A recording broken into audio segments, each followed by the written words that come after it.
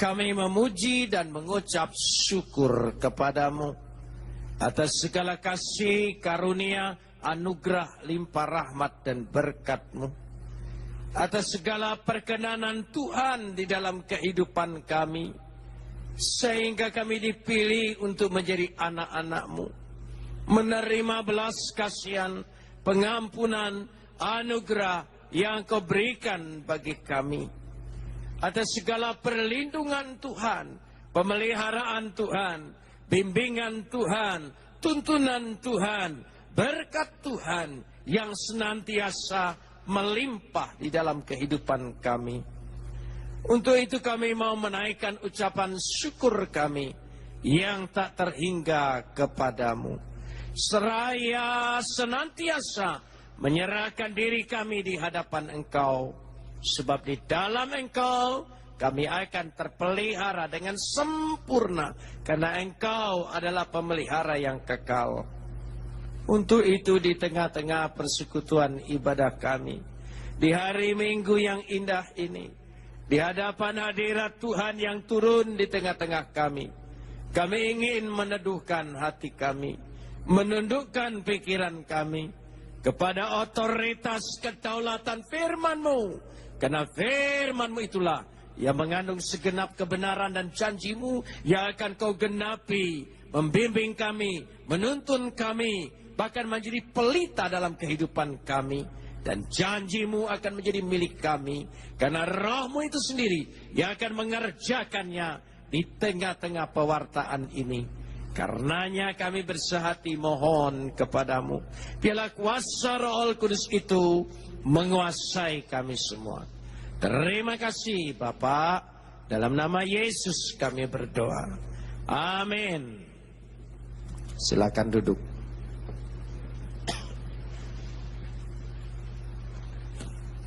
Shalom. Pagi hari ini kita akan membaca firman Tuhan, mempelajari dan mendalaminya bersama, yang terambil dari kitab Ibrani pasal yang ke-9,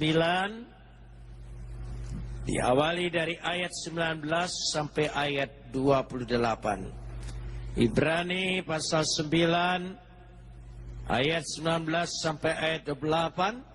Kita akan membacanya saling sahut bersahutan. Saya akan awali ayat 19, jemaat menjawab ayat 20, dan seterusnya saling ganti bergantian sampai tiba pada ayat 28.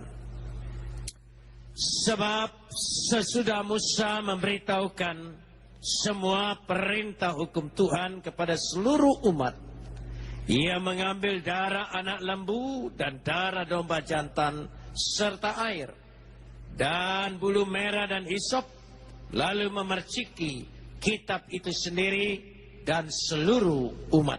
Ayat 20. Sambil berkata, inilah darah perjanjian yang ditetapkan Allah bagi kamu. Dan juga kemah dan semua alat untuk ibadah dipercikinya secara demikian dengan darah. Dan hampir segala sesuatu disucikan menurut hukum Taurat dengan darah, dan tanpa penumpahan darah tidak ada pengampunan. Jadi segala sesuatu yang melambangkan apa yang ada di sorga haruslah ditahirkan secara demikian. Tetapi benda-benda sorgawi sendiri oleh persembahan-persembahan yang lebih baik daripada itu. Sebab Kristus bukan masuk ke dalam tempat kudus buatan tangan manusia yang hanya merupakan gambaran saja dari yang sebenarnya, tetapi Ia ke dalam surga sendiri untuk menghadap hadirat Allah guna kepentingan kita.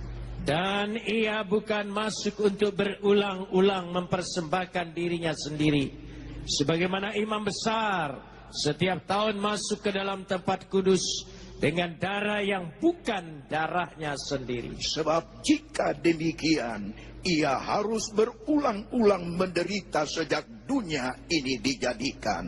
Tetapi sekarang ia hanya satu kali saja menyatakan dirinya pada zaman akhir untuk menghapuskan dosa oleh korbannya.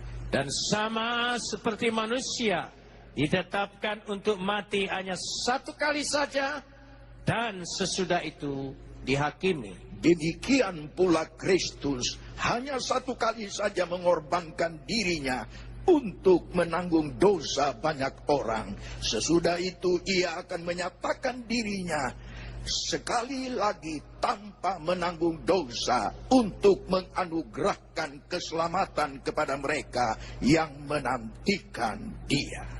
Kapot lecha Adonai Elohenu kapot lecha. Segala kemuliaan ya Adonai Tuhanku, kemuliaan bagimu. Saudara-saudara yang dikasihi Tuhan, kita seringkali mendengar percakapan, perbedaan pemahaman, tekanan. Ada yang menyatakan bahwa keselamatan itu diperoleh oleh karena melakukan amal perbuatan baik. Tapi ada juga yang menyatakan, sebagian besar orang Kristen, bahwa kita menerima keselamatan semata-mata hanya karena anugerah kasih karunia saja. Sebenarnya kedua hal ini tidak perlu dipertentangkan.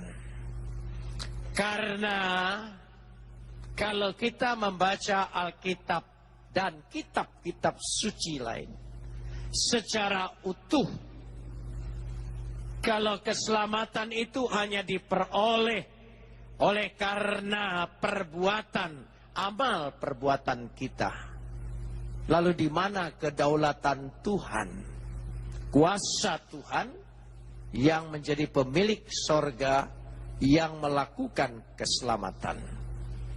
Pada ujungnya sesungguhnya juga oleh karena kasih karunia.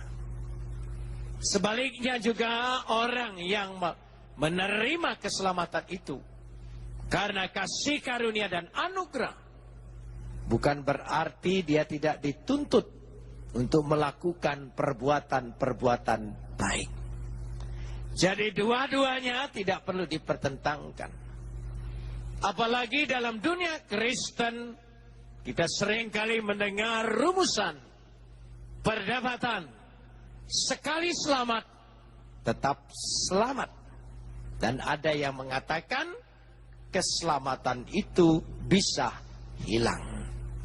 Saudara, dua rumusan, dua istilah, dua pemahaman ini sesungguhnya secara eksplisit tidak ada kalimat itu di dalam Alkitab. Itu hanya pemahaman dan rumusan. Karenanya sesungguhnya kita tidak boleh terjebak hanya karena istilah dan rumusan manusia. Mengapa demikian? Manusia tidak sanggup merumuskan rencana Tuhan, hati Tuhan, kehendak Tuhan. Karena manusia terbatas sebagai manusia yang fana, mana mungkin bisa mencapai pikiran Tuhan yang kekal, keinginan Tuhan. Manusia dalam karakternya adalah manusia yang dikuasai oleh dosa. Dan tidak seorang manusia pun sanggup merumuskan pikiran dan hati Tuhan. Sementara keselamatan itu bukanlah yang bisa dirumuskan. Karena keselamatan itu adalah rencana Tuhan, kehendak Tuhan, keinginan Tuhan, hati Tuhan, hasrat Tuhan, kerinduan Tuhan, pikiran Tuhan. Tidak ada yang sanggup merumuskannya. Begitu luasnya keselamatan itu. Sehingga kita harus kembali kepada Alkitab Alkitab berbicara secara utuh apa arti daripada keselamatan itu sendiri. Alkitab ingin menyatakan, karena tadi keterbatasan manusia, tidak ada yang sanggup semata-mata. Keselamatan ini adalah upaya, inisiatif ilahi, kemauan Tuhan. Dari situlah inisiatif itu berkembang, sehingga dari sejak semula telah dilambangkan. Dari zaman perjanjian lama, Musa telah mengatakan segala sesuatunya untuk menghadap Tuhan yang maha kudus, maha suci, dan menyadari manusia yang fana, manusia yang berdosa. Dan Tuhan senang dengan kekudusan dan ingin dengan kekudusan. Untuk menghampiri Tuhan itu dibuatlah berbagai cara. Tapi inti daripada cara itu ditegaskan pada ayat 22. Ditegaskan pada ayat 22. Dan hampir segala sesuatu disucikan menurut hukum Taurat dengan darah. Dan tanpa penumpahan darah tidak ada pengampunan. Itu esensinya dulu. Itu inti hakikatnya dulu. Jadi sebagaimana telah dilambangkan semuanya, dan sekarang bukan hanya lambang dan simbol, tetapi real, nyata, bahwa penyelamat itu datang ke tengah-tengah dunia ini. Dan firman itu tidak hanya sekedar menjadi kitab suci huruf mati. Firman itu tidak sekedar janji seperti spanduk yang tidak ada artinya.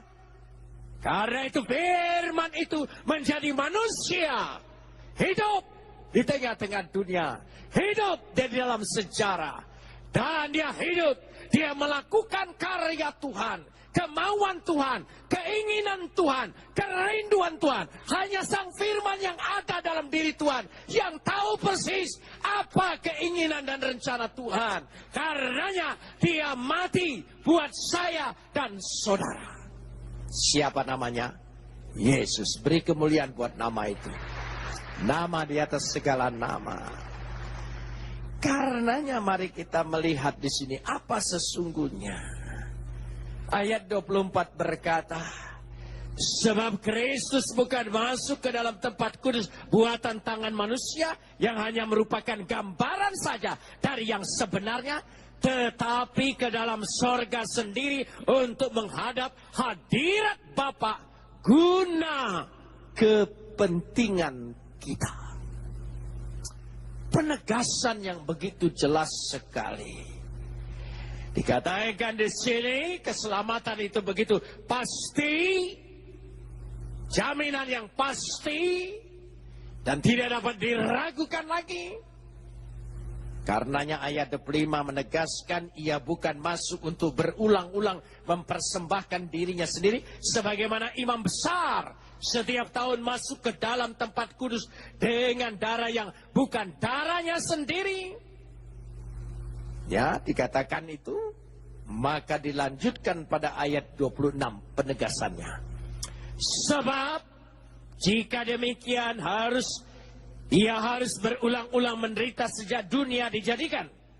Tetapi sekarang ia, tolong sambung, satu kali saja menyatakan dirinya pada zaman akhir untuk menghapus dosa oleh korban dirinya.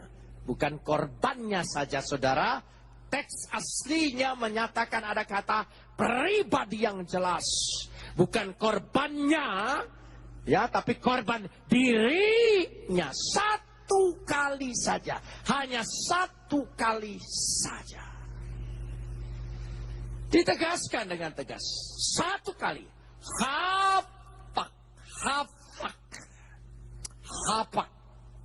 H-A-P-A-K. H-A-P-A-X. Hafak. Hafak itu diterjemahkan sekali untuk selama-lamanya. Jadi sekali lagi, kata hafak di sini konsepnya sekali untuk selama-lamanya. Hafak. Ya, jadi dikatakan sekali untuk selama-lamanya. Hafak efisuntelia ton ainon ais atetesin. Atetesin dengan bukan korbannya, korban dirinya sekali saja. Sekali lagi, kita cerna dengan baik. Dia hanya mengorbankan dirinya sekali saja untuk pengampunan dan penghapusan dosa-dosa kita. Jadi bukan sekali selamat tetap selamat. Dia hanya sekali saja mengorbankan dirinya untuk keselamatan kita.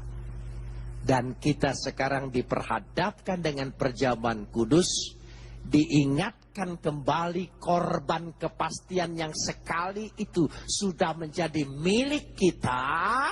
Diingatkan kembali bahwa karya itu bukan hanya sekedar karya janji huruf mati, tapi pribadi yang hidup dan mati buat saya dan saudara, menebus saya dan saudara. Karena itu kita punya kepastian keselamatan di dalam Yesus Kristus. Amin.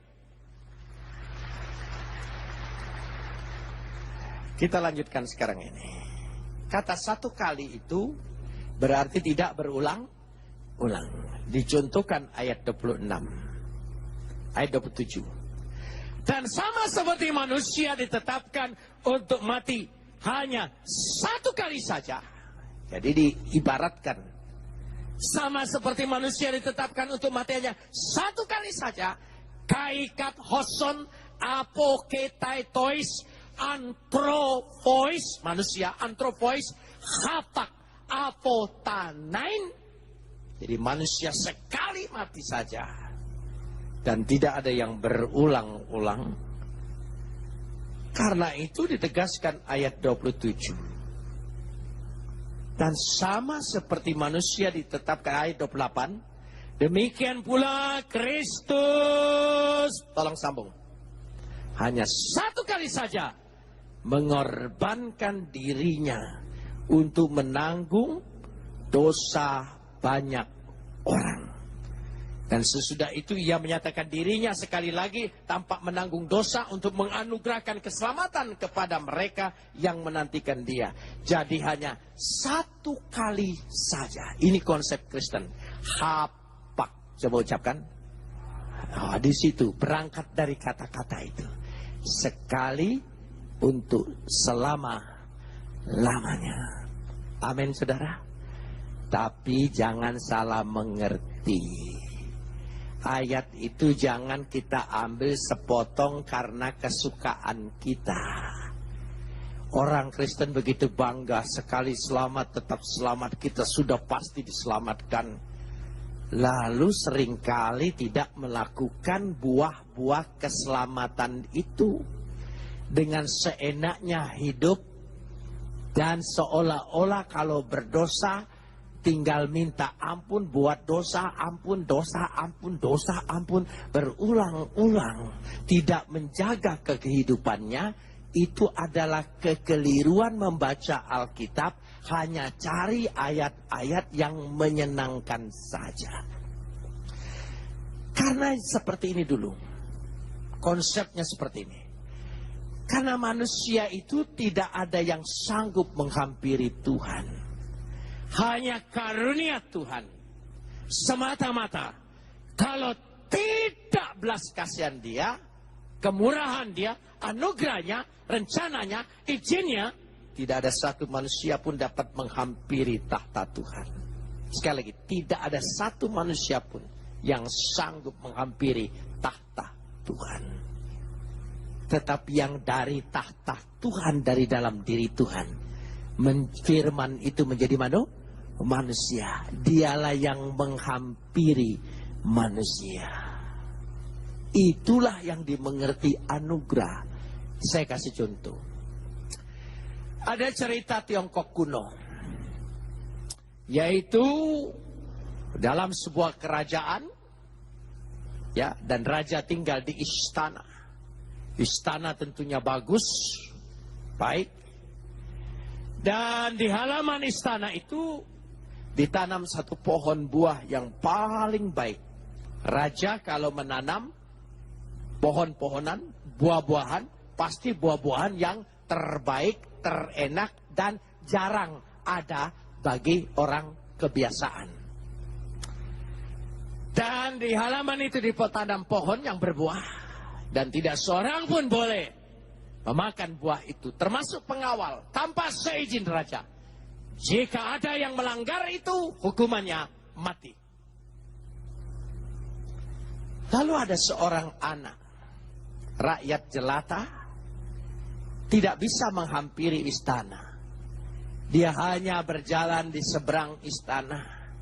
Dan tiap hari dia duduk di situ, melihat dan memandang pohon, ya, dan buahnya. Dan anak ini ingin sekali mengecap rasa buah itu apa sih, sampai orang lain tidak boleh. Dan anak raja setiap kali ke halaman melihat anak rakyat jelata itu ada di seberang sana, duduk hampir setiap hari di sana. Anak raja ini tertarik, apa sih kerjanya dia itu hanya duduk-duduk di situ. Akhirnya anak raja ini pergi menyeberang ke sana, keluar istana, dan bertanya dengan anak ini, kenapa kau selalu kulihat duduk di sini hampir setiap hari? Jawab anak itu, aku ingin merasakan buah yang ada di situ. Satu saja. Satu saja. Oh, tidak bisa. Tanpa izin raja tidak mungkin. Ya, saya tahu. Memang tidak bisa dan tidak mungkin. Anak itu kembali ke istana. Dan satu saat dia bercerita dengan ayahnya. Ayah lihat tidak. Ada anak rakyat yang di seberang sana duduk di sana setiap hari. Dia hanya ingin merasakan sebuah saja daripada buah kita ini. Lalu raja tergerak belas kasihannya. Kau ambil satu dan kau bawa kepada dia. Berikan kepada dia. Dan anak ini mengambil satu dan diberikan kepada anak rakyat itu. Dan dia menerima dengan rasa syukur dan terima kasih. Karena yang tidak mungkin dia beroleh, sekarang dia peroleh. Dia makan perlahan-lahan. Dia nikmati betul rasa buah itu. Dan setelah dia menikmati dan menghabisinya, dia berkata kepada anak raja ini, apa yang harus aku perbuat untuk membalas kebaikan daripada raja yang mengizinkan saya memakan buahnya? Aku akan buat, aku akan berikan diriku untuk menjadi budak raja, bekerja kepada raja. Dan raja mendengar itu, memanggil anak itu. Kalau begitu, tugasmu sekarang setiap hari membersihkan kotoran dan daun-daunan yang jatuh di bawah pohon ini. Semuanya harus bersih. Karena dia rasa syukur betul. Rasa yang tidak mungkin akhirnya dimungkinkan. Oh, dia jaga betul. Tidak dibiarkan oleh dia satu daun pun mengotori halaman itu. Dia segera ambil. Dan raja mengizinkan lebih istimewa lagi. Dan setiap buah yang jatuh, setiap hari dan sepuasnya, engkau boleh memakannya. Oh, dia tambah bersyukur lagi. Saudara mengerti maksudnya? Kita diselamatkan ini hanya karena anugerah, kemurahan, belas kasihan Bapa kita di surga. Setelah kita mengecap keselamatan, kita harus mengabdi. Menyerahkan diri, berkarya, bekerja, menjaga diri sebersih-bersihnya. Dan apa hasilnya? Kita bisa menikmati buah anugerah itu dalam kehidupan kita hampir setiap hari, setiap saat. Pertolongan Tuhan, perlindungan Tuhan, berkat Tuhan melimpah di dalam kehidupan orang percaya.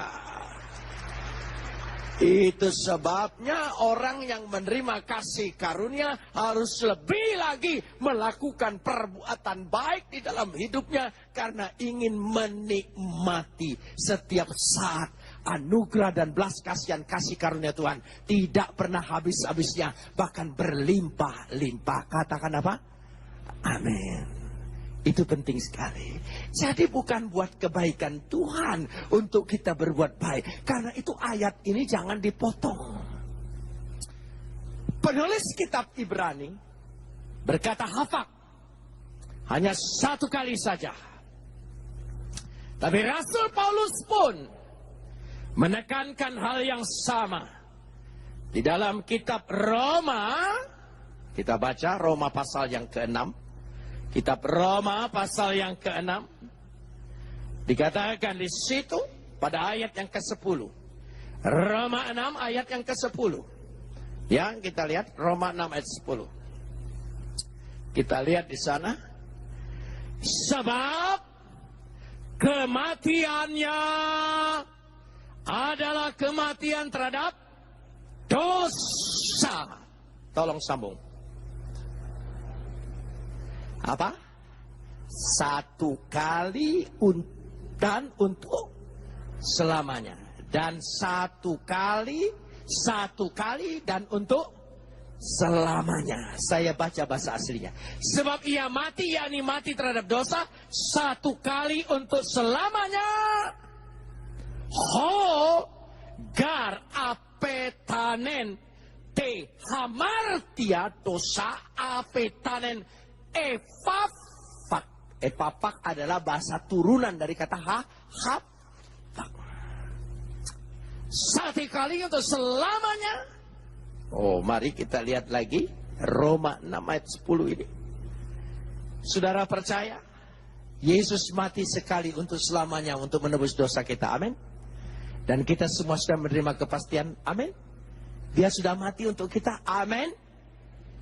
Dia sudah mati untuk kita. Amin. Tolong baca ayatnya. Dan dia mati terus.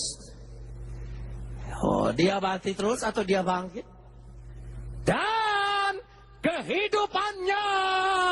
Tolong sambung. Nah, kehidupan apa? Kehidupan dalam Tuhan. Jadi kita yang percaya Yesus sudah mati buat dosa dan saya. Ya, amin. Dan kita punya kewajiban kita hidup di dalam Tuhan. Amin, saudara. Hidup di dalam Tuhan. Ini percaya Yesus mati bagi saya. Sudah menebus saya, tapi hidup saya hidup setan. Gak cocok dengan ayat ini, saudara. Jangan dipotong ajaran Kristen itu. Itu mata rantai yang tidak bisa dipisahkan. Satu terurai, terpisah semua, bubar. Dia harus ada ikatan yang jelas sekali. Nah, itu Paulus menyatakan demikian. Tapi saya ingin menegaskan kembali. Rasul Bapak Gereja awal, yaitu Rasul Petrus, dia mengatakan demikian. Mari kita baca dulu. 1 Petrus pasal 3. Semua memakai kata hapak. 1 Petrus pasal 3 ayat 18a. Kita akan membaca itu bersama-sama. 1 Petrus pasal 3 ayat 18a. Ya. 1 Petrus. Saya buka dulu 1 Petrus pasal 3 ayat 18a. Dikatakan di situ pada ayat yang ke-18, sebab juga Kristus telah mati. Tolong sambung. sekali untuk segala dosa kita. Oh, pakai kata sekali lagi. Hotikai Kristus hapak. Veri hamartion epaten hapak, sekali. Jadi Rasul Petrus mengajarkan bahwa Yesus itu mati untuk dosa saya dan saudara sekali untuk selama-lamanya. Dan kita sudah terima jaminan itu. Ajaran Petrus itu bukan hanya sampai di ayat itu saja. Surat Petrus tidak berhenti sampai di situ saja. Tetapi dikatakan dalam 2 Petrus pasal 1, mari kita lihat. 2 Petrus pasal 1, kalau saudara kita perhatikan. Ya, dalam 2 Petrus pasal 1, ya, kita memperhatikannya. Ya, 2 Petrus pasal 1. Dari ayat yang ke-5 sampai ayat yang ke-7. Orang yang sudah menerima keselamatan berarti menerima kuasa ilahi yang dianugerahkan kepadanya. Itu dari ayat yang ke-3. Ya, karena itu dia menganugerahkan janji-janjinya yang begitu berharga dan sangat besar, sangat dahsyat janjinya itu. Nah, ayat yang ke-5. Justru karena itu, justru karena engkau sudah menerima anugerah Allah, kodrat ilahi, anugerah keselamatan yang besar, yang dahsyat, yang hebat, yang tidak ada tandingannya, yang tidak ada ganggu gugatnya. Tapi ada kewajiban.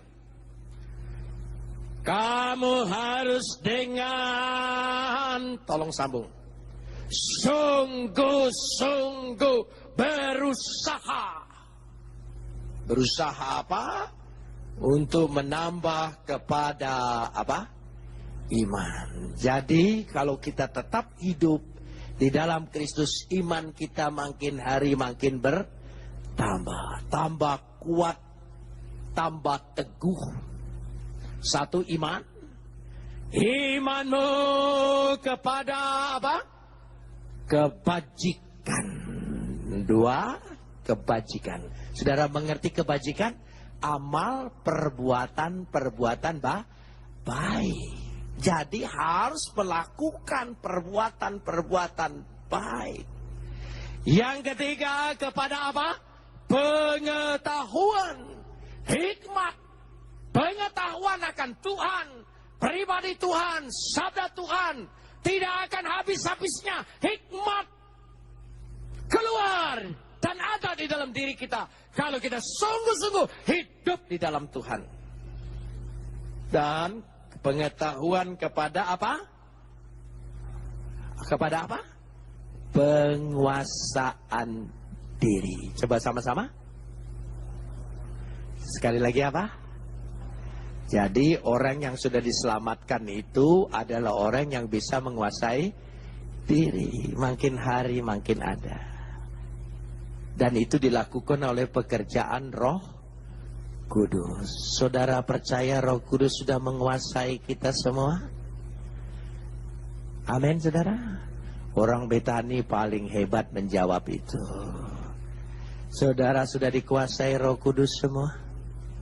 Katakan lagi, saudara sudah dikuasai Roh Kudus semua? Saya bertanya, saudara dikuasai Roh Kudus atau saudara menguasai Roh Kudus? Ini saya lihat kecelakaan karismatik, saudara. Bukan dikuasai Roh Kudus, tapi menguasai Roh Kudus. Hati-hati. Roh Kudus bagus sekali. Roh itu roh. Bahasa Yunaninya itu pneuma. Coba ucapkan. Pneuma. Bahasa Yunani pneuma diterjemahkan roh. Tapi pneuma juga diterjemahkan angin. Karena itu dalam kisah Rasul, ya, ketika Roh Kudus itu turun di antara murid, lalu datang angin. Jadi dua ini tidak bisa dipisahkan. Jadi Roh Kudus itu sama dianalogikan dengan angin. Saudara kalau dikuasai oleh Roh Kudus, pertama saya lihat, angin itu energi. Kenapa tidak energi? Negeri Belanda, negeri yang paling banyak angin. Karena itu disebut negeri kincir angin. Angin berpotensi menjadikan energi. Orang yang penuh Roh Kudus, orang yang penuh energi, tidak pernah kehabisan energi. Wah, terus potensinya makin tingkat, makin tinggi, makin hebat. Itu satu, angin. Saudara tahu kapal layar? Sebelum ada mesin, dia bisa berlayar. Kerajaan Sriwijaya nenek moyang saya berlayar menjelajah sampai negeri Siam. Itu kapal layarnya. Dan kapal layar itu bisa menjelajahi terus antara pulau, bahkan negara, benua, lautan dilewati. Karena dorongan apa? Angin. Jadi angin akan menjadi energi mendorong kita, menguatkan kita, supaya kita punya pengetahuan lebih luas lagi, pandangan kita lebih luas lagi, mencapai segala sesuatu yang kita inginkan sampai kepada tujuan. Dan karena Roh Kudus, engkau diberikan kekuatan untuk menjadi orang yang berhasil. Sampai dua itu orang Betani, Pentakosta, karismatik paling semangat, tepuk tangannya. Yang ketiga sekarang. Yang ketiga, saya suka lihat truk-truk besar itu harus masuk pagi hari. Sebelum jam 6 masuk Jakarta. Jam 6 sampai jam 6 tidak boleh masuk kota. Di truk-truk besar itu, selalu di belakangnya tertulis, awas rem angin. Saya pikir kenapa semua mobil juga punya rem. Tapi kenapa ditulis awas rem angin? Karena remnya mendadak berhenti, terpakem. Jadi orang yang dikuasai Roh Kudus, orang yang hidupnya selalu punya rem. Rem. Dia tahu boleh, dia tahu mana tidak boleh. Ya, dia tahu Roh Kudus itu mengerem. Kalau tidak ada rem, tabrak terus, hantam terus, ambil terus. Nggak tahu hak orang, nggak tahu istri orang. Itu bukan Roh Kudus. Itu remblong, saudara. Jadi orang yang dikuasai Roh Kudus adalah orang yang punya penguasaan di diri. Di hidupnya ada rem. Ya, ada rem. Kan enggak tepuk tangan? Yang 1, 2 tidak dikomando, tepuk tangan. Karena semangat, aduh, hebat ini. Roh Kudus bisa bikin aku begini-begini. Tapi ketika Roh Kudus harus mengatur hidupku, harus menguasai hidupku, harus berdaulat di atas hidupku. Mulai nggak berani.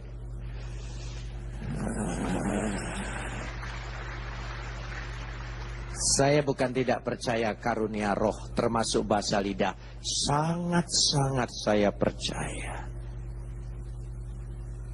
Tetapi yang menjadi jaminan penuh roh itu adalah buah-buah kualitas hidup orang yang penuh roh.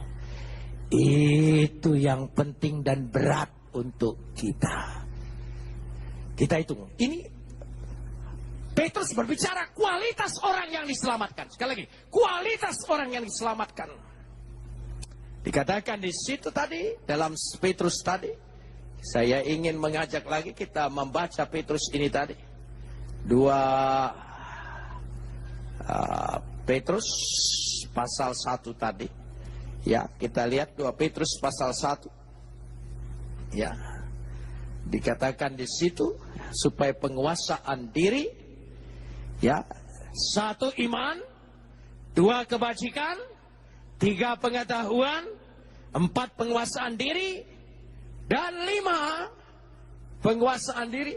Ya, kelima dikatakan di sini adalah dikembalikan, dikatakan itu kepada penguasaan diri. Sebetulnya bahasa aslinya ketabahan. Ketabahan. Ketekunan. Kesalehan. Dan yang kedelapan adalah kasih. Itu ciri-ciri kualitas orang yang sudah pasti diselamatkan. Orang yang percaya hidupnya beroleh kepastian keselamatan. Hidupnya harus nampak punya kualitas orang yang diselamatkan. 8 tanda itu yang terpenting. Dan itu yang cukup berat. Kita perlu Roh Kudus memberikan kekuatan kepada kita untuk memampukan kita melakukan itu semua. Amin. Amin. Ya. Saya selalu bilang begini, hidup ini tidak boleh lagi bersandiwara. Sekali lagi saya ngomong. Gereja Betani, gereja Pantekosta, gereja karismatik sangat percaya tentang akhir zaman. Saking percayanya, wah dibuat macam-macam pelajaran supaya jemaatnya takut begitu. Oh, akhir zaman, akhir zaman, akhir zaman. Akhir zaman bagi konsep Kristen bukan berarti kiamat. Akhir zaman kedatangan Yesus yang kedua kalinya. Kalau kiamat menakutkan enggak? Bulan jatuh, bintang jatuh, matahari jatuh. Itu gambaran film Hollywood. Bukan gambaran Alkitab. Alkitab itu hanya memberikan bahasa simbolis. Tapi yang terpenting dari seluruh simbolis itu ada esensi kerugma. Kerugma itu pesan yang paling penting. Akhir zaman, engkau menantikan kedatangan Yesus untuk kedua kalinya. Saya ingin tanya, kalau saudara menyambut kedatangan Yesus, saudara gembira tidak? Oh, senang tidak? Senang. Tapi apa yang harus kita lakukan? Saya ingin kasih contoh sederhana saja. Saya ini sempat dalam beberapa bulan yang belakangan ini jomblo.